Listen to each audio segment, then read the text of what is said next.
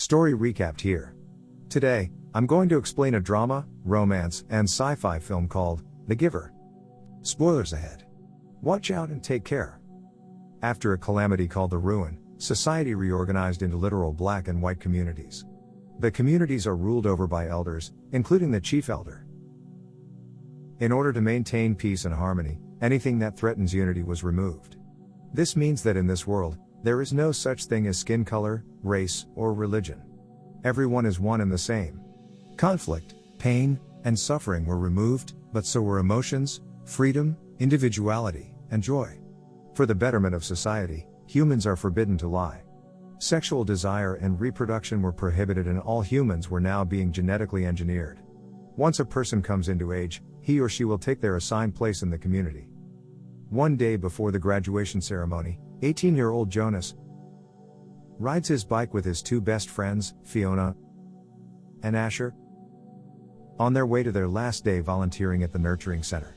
Unlike his friends, Jonas feels scared and unsure of the path that he's going to be assigned to.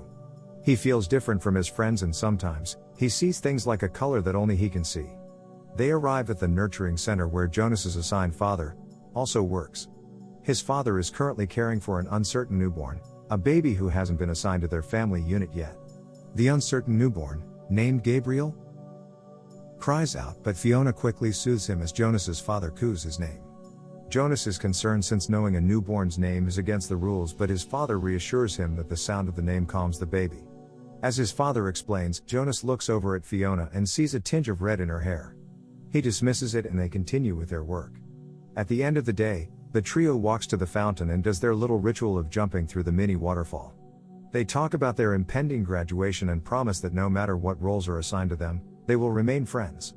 Later that night, Jonas expresses his anxiety during feelings time at dinner, a time when his father, mother, and little sister, Lily, talk about their day. His mother reassures him that the elders are never wrong and that they've been watching him since Jonas was a new child, so they will pick the perfect role for him. This does nothing to help Jonas's anxiety. The next morning, the day to finally graduate arrives. The chief elder appears as a hologram and hosts the graduation ceremony. The ceremony starts with the presentation of the elders who have now retired and will be released to elsewhere, a retirement home for members of the community. After that, newborns are assigned to their birth mothers. Children at the age of 9 are given a symbol of their developing independence and responsibility. Soon enough, Jonas and the other graduates join the stage where the elders will now assign them their roles in the community. Fiona is assigned as a nurturer as predicted, while Asher becomes a drone pilot. The elders, however, skip Jonas's number until all the graduates have left the stage. The elders reassure the audience that this is not a mistake. They chose carefully this time because they couldn't afford another failure. Because of Jonas's intelligence, integrity, courage, and capacity to see beyond, he has chosen to be the next receiver of memory. After the ceremony, Jonas asks his father what the chief elder meant by "can't afford another failure," but his mother shuts down the conversation. In his bedroom, Jonas activates the chip to learn about his new role. As the next receiver of memory, it's his duty to report directly to the current receiver of memory. After his training, he is to return to his dwelling immediately. As of now, he is also exempt from rules governing rudeness, and he can ask any question. Aside from his daily injection, he will not take any medication, especially ones that prohibit pain. He may not discuss his training with anyone, and he will be permitted to lie. On his first day of training, Jonas wears his uniform, making him stick out from the rest, and rides his bike all the way to the edge where a house stood. He enters the house, and since he's the new receiver of memory, it makes the current one, the giver, sits on his chair and makes Jonas sit across from him. All the humans in their communities have no memories of the ancient past except for one, the receiver of memory. When the elders need guidance on matters beyond their experience, they go to the receiver of memory who gives them wisdom. Now that Jonas is the new receiver of memory, it's his role as the giver to share this history with him. Jonas spots a mark on the giver's wrist as he moves closer towards him. The giver sees the same mark on Jonas's wrist as he takes his hands in his. As their hands close together, Jonas is instantly transported into a new world that he has never seen before. It's very cold and he's surrounded by stuff that you call snow. He spots a sled and takes a ride on it until he stops at the edge of a house where a family is singing a Christmas song. Just then, Jonas is taken back to the giver's room. The giver tells him that he will remember the names and emotions in time. As they walk home, the giver tells Jonas that he will learn that there is so much more to the world they currently live in. In the evening, Mother asks about his training and notices that there's something different about him. Their conversation is cut short when Father brings Gabriel to the house. He decided to bring him in to help him catch up on his development. Jonas spots the same mark on Gabriel's wrist and knows that this baby will be chosen too. The next day at training, they explore the concept of color. Jonas shares that the first color he saw was red in Fiona's hair, while the giver tells him that his first color was yellow. Jonas seeps into the memories again and sees a burst of colors in the sky. He's witnessing what's called a sunset. When he opens his eyes again, he begins to see the colors in the room. The more he learns about the colors, the more he will see them in this world. The elders decided to get rid of colors because it encouraged envy. As Jonas looks out the window, the mist clears up just a little and reveals a tree. They were told that there was nothing beyond the mist, but then again, they were told a lot of things. When morning comes, Fiona finds Jonas laying on the grass and watching the sky, but unlike him, Fiona can't see the colors that he can see. Asher finds them holding hands and invites them to the viewing point where they can watch the drones fly. At the viewing point, Asher tells them that he's seen elsewhere. It's just a few farms and houses like the communities. What's peculiar is that he saw two huge rocks as if they're forming a triangle. The two then ask Jonas about his job. Instead of telling them, he shows them. Jonas grabs a tray and Fiona does the same. Asher backs out and goes back to his training. Meanwhile, Jonas and Fiona sit on their trays and push themselves down from the viewing point and into the grass below. They laugh as Jonas helps Fiona to her feet. The community radio reminds them that it's impolite to touch people outside their family unit. Meanwhile, the chief elder meets with the giver and asks about Jonas's training. She informs him that Jonas was caught almost sharing his training with friends. The giver tells her that this is inevitable and even he himself tried to share his training with his friends when he was younger. She warns him to not get carried away and to remember what happened to the last receiver. He glares at her and tells her that the receiver had a name. When they have their training for the day, the giver gives several books for Jonas to read. A map slips out from one of the books. It's a map of their world with a large boundary called the boundary of memories. Jonas concludes that if one of them closes the boundaries, then all the memories of the world will be set free.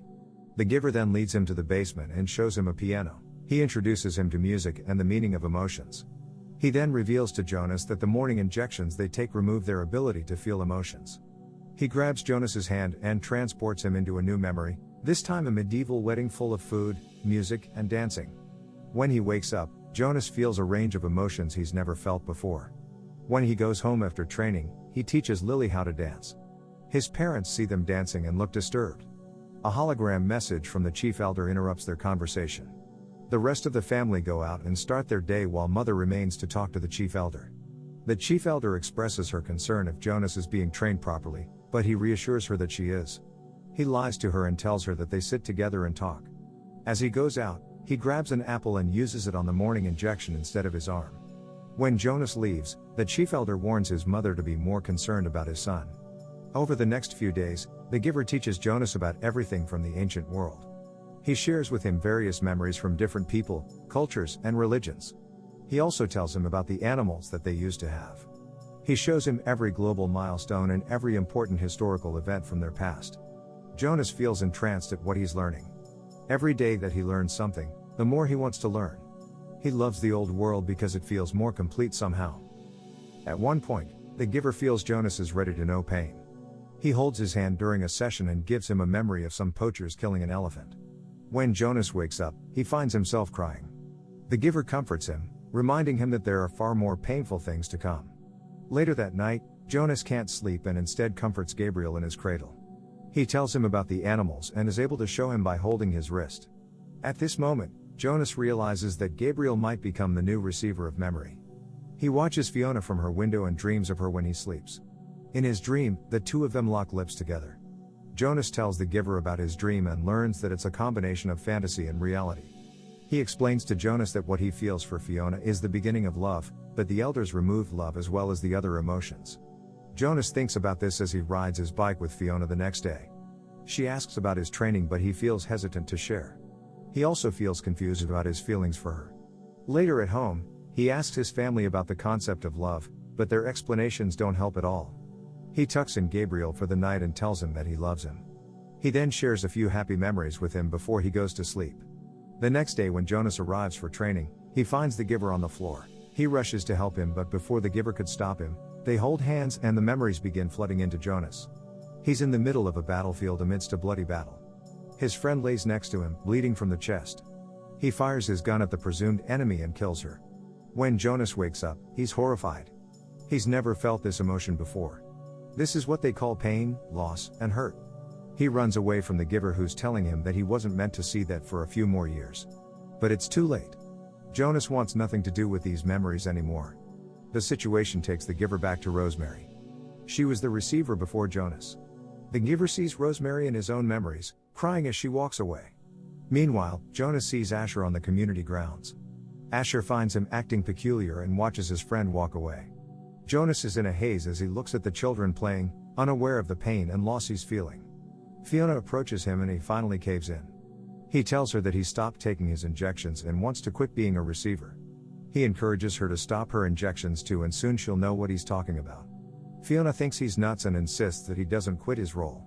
He then tells her to meet up with him tomorrow at the fountain. Jonas returns to the house at the edge and finds the giver in the basement watching a memory. The giver finally tells Jonas about Rosemary, his daughter, and the receiver before him. She was in training for just 2 months when she insisted that she was ready to take on the pain. He then showed her a memory of a mother losing her child. Unfortunately, the memory was too painful for her, and the next day, she went to the elders and asked to be released into elsewhere. Jonas thinks that it couldn't be too bad if Rosemary was only living in elsewhere, but the giver gives him a dark look and shows him a hologram video of the people who were released that morning.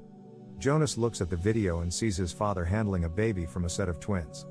He takes the baby to a separate room and proceeds to inject it on the head. There can only be one of the same things, and so twins are separated and the other one is released to elsewhere. Jonas looks in horror as he watches the baby stop moving. The baby dies and his father isn't even aware of what he's doing. He doesn't know that what he's giving the child is a lethal injection.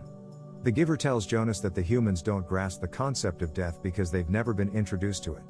It turns out, all the young and old people they were releasing to elsewhere were being killed by lethal injection.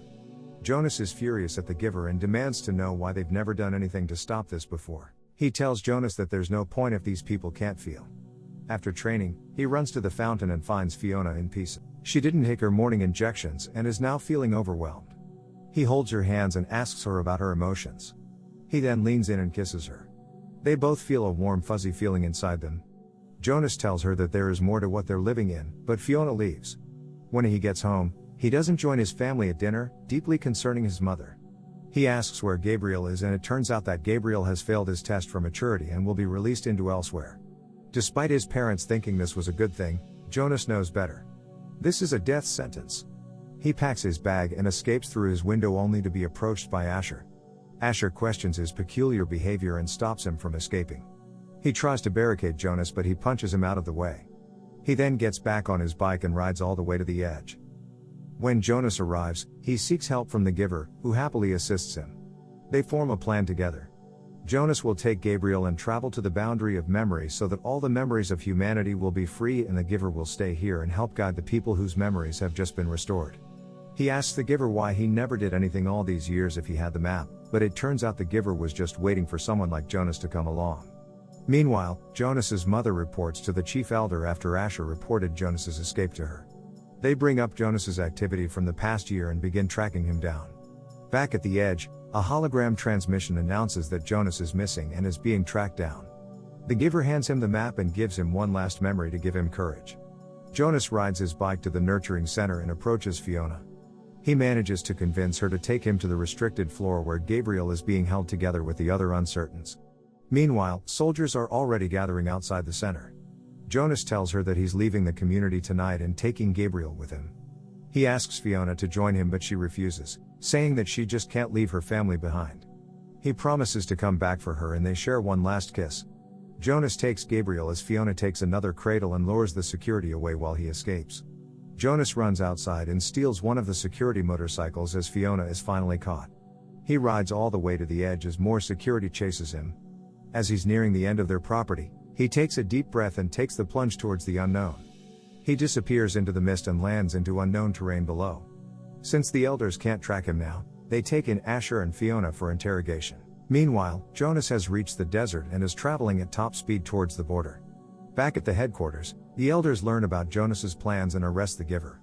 The giver wakes up in prison together with Fiona while the elders hold a ceremony of loss for Jonas to try and make up for his disappearance.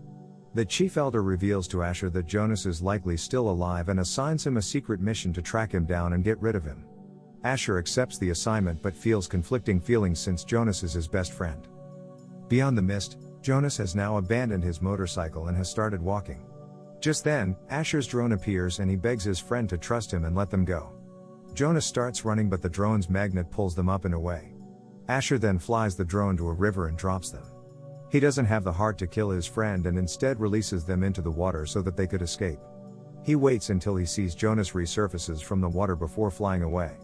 The chief elder contacts Asher and for the first time in his life, Asher lies and tells him that Jonas is dead. Meanwhile, Jonas and Gabriel get out of the water and continue their journey towards the border.